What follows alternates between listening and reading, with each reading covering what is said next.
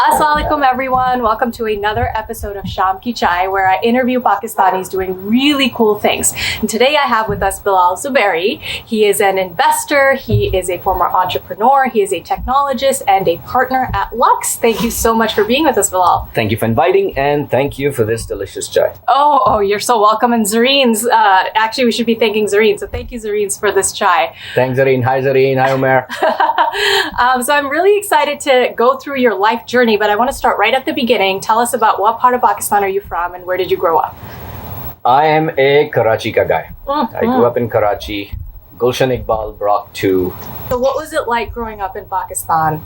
What was that experience like? And did you dream of moving out to the US and becoming an investor? No. The answer to the second question is very simply no. I mean, I grew up in what we would consider to be middle class in Pakistan, but here we considered, lower middle class, the white collar, as we used to call it. There you don't go abroad and study abroad and all that stuff. But growing up in Pakistan was amazing. I mean, it was tumultuous times. I'm a kid of the 80s. We had the Afghan war happening, and with the Afghan refugees, and then we had the Shia Sunni issues, and then we had the MQM, and we were the kids who grew up with MQM flags in our homes, and then not realizing what all is happening in the political sphere. But it was also a very interesting time to be a young person, because there was a sense of innocence still. The mohalla was very important to you, right? And all the kids would go out and play. Like I remember 4 or 5 o'clock would go out and not come back until like 7, 8 Maghrib ki namaz ke waqt. And to be honest, we like to talk ourselves that street smart or not, but you learn street smart from each other. By being on the streets. Yes. It's hard to be street smart if you're not on the street. And I think that was the and you travel by buses and you really feel that the city belonged to you. So what was it like moving out to this country? You got into MIT. And so what was that experience? Well, I moved to the US in 1995 to do my undergrad. And then I did grad school. Okay. This is before internet. Okay, so hard for most people to relate to that. But there was a world. I can't relate to that. There was a world before internet. What that world meant was that, when I arrived in the US, I was given an email address that, this new thing has come in. You have an email address. The problem is there's nobody I knew in Pakistan who had email.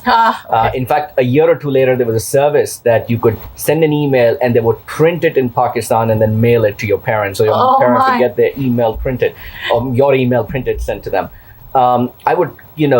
Phone was very expensive. It used to cost, I think, $4 a minute to call back. Wow, okay. And I worked at, $4.75 an hour washing dishes in the school cafeteria. Oh my goodness. So I would probably talk, and it had to cover my expenses. So I used to call my parents maybe 3 to 5 minutes a month. So, the experience here was also you had to make friends, and friends were like family, and it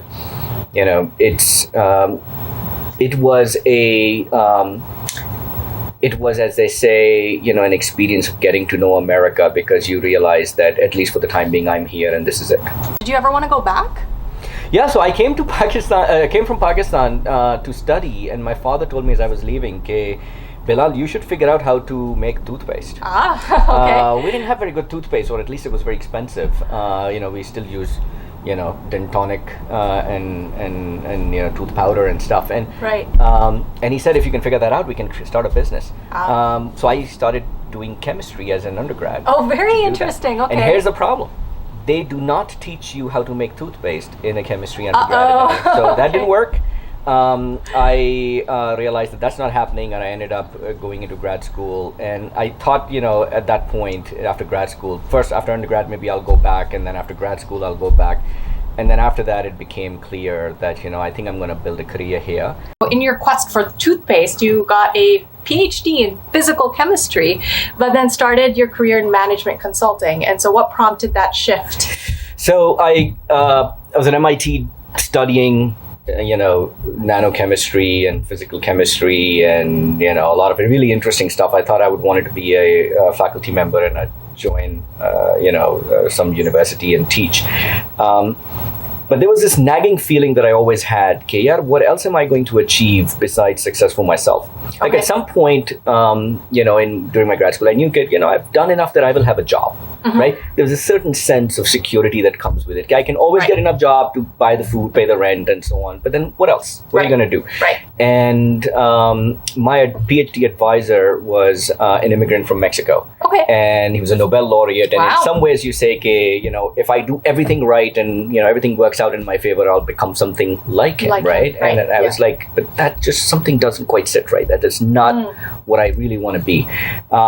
Consultations with him and friends and whatnot, and I realized I should explore more. Okay. I wanted to do something that would have an impact that was bigger than myself. Okay. And I didn't know how to quite phrase it at that point, but I just knew that it had to be more than just the American dream of, having a nice job and having a house and a car and a dog. The white picket fence and all that, yeah. Yeah, so I decided to explore that and went into management consulting to frankly spend a little bit of time and start my own company. Okay. And that got me started as an entrepreneur, and I guess in some ways I never looked back. So what I want to learn from you is some of the coolest ideas you've seen over the last decade and invested in out here. Yeah, so I've been a venture capitalist for coming up on 14 years now. Wow, okay. And I do invest at the intersection of breakthrough science and engineering. We call it deep tech, and the idea is things that are science fiction that start to become like reality. That's amazing. In fact, most of the things we take for granted today is in the purview of science fiction not more than a few decades ago. Okay. Yeah.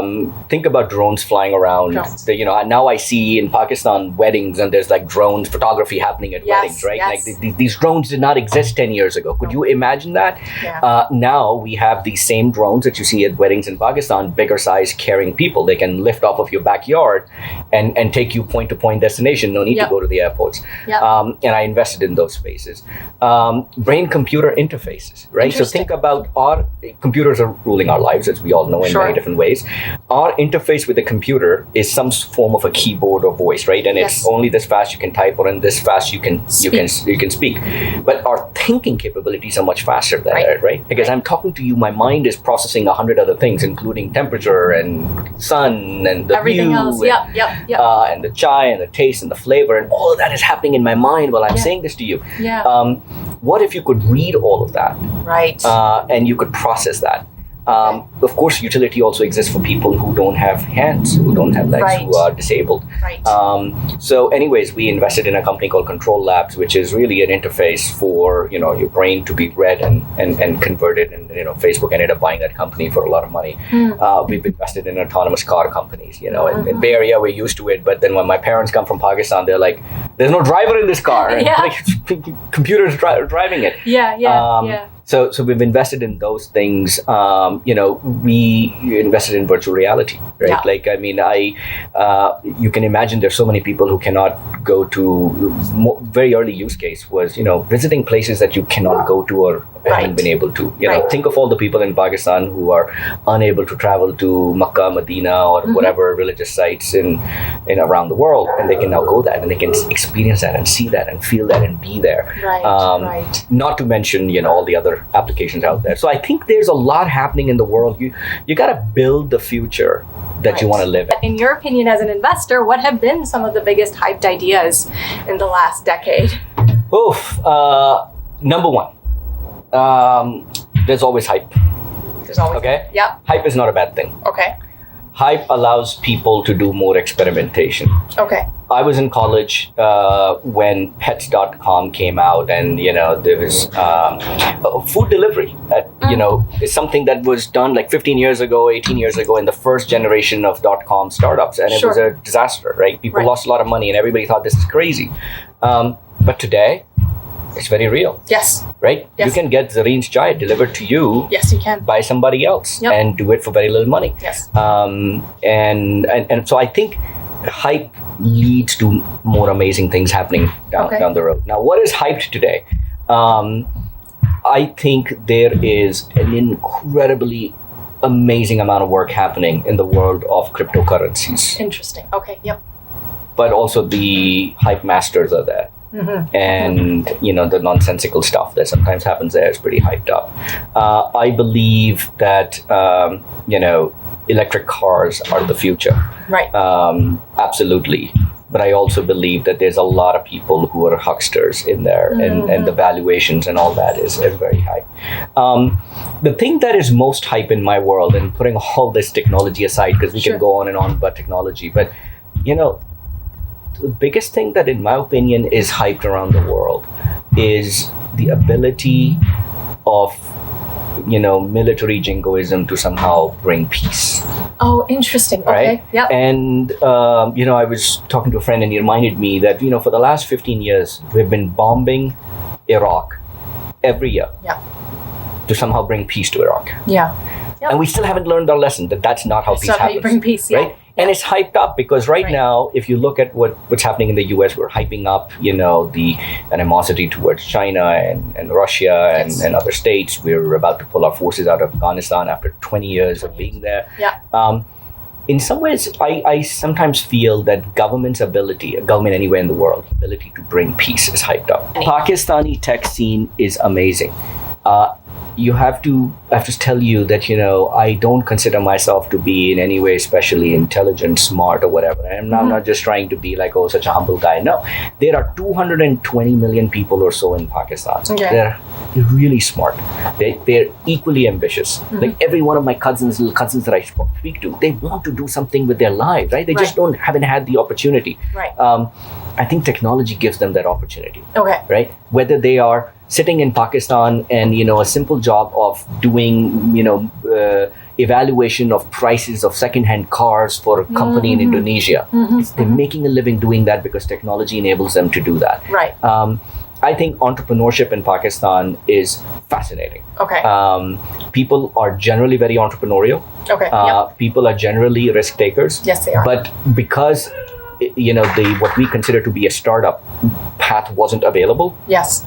As easily, and funding wasn't available that easily, those energies sometimes ended up becoming misguided. Okay. Do you think the political situation in Pakistan is going to hinder the speed of innovation?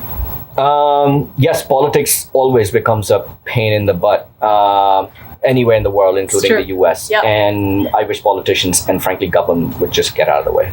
Okay. Yeah, government anywhere is just not helpful to startups. Yeah. Right? They can, you can create a level playing ground and just get out of the way. And then just get out of the way. This whole idea, government-run accelerators, government-run incubators, government-run venture funds, that never works. It hasn't worked here. It doesn't work there.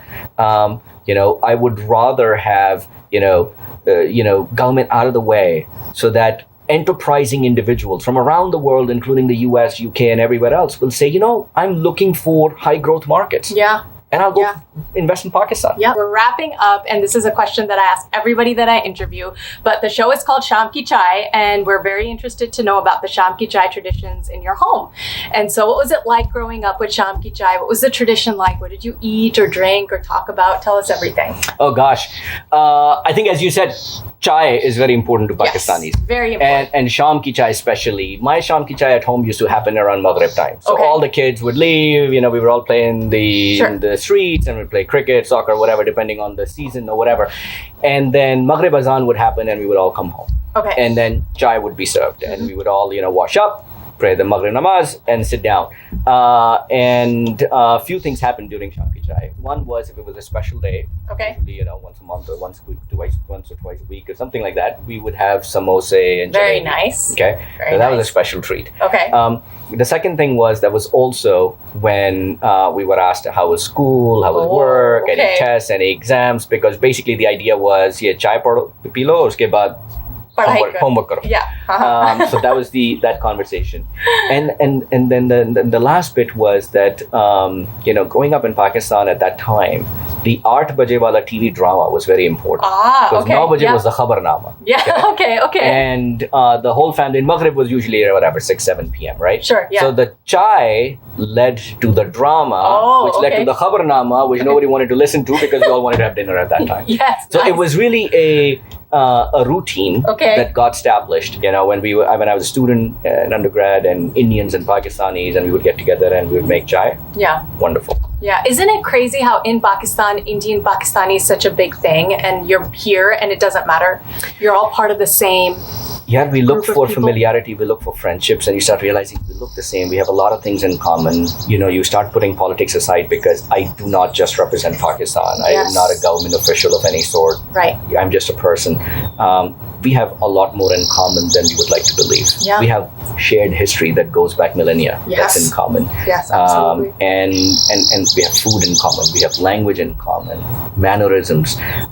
Zareens is amazing, because you wouldn't believe how many startups with Indian founders, I just take them to Zareens to close the deal. That's amazing. That's amazing.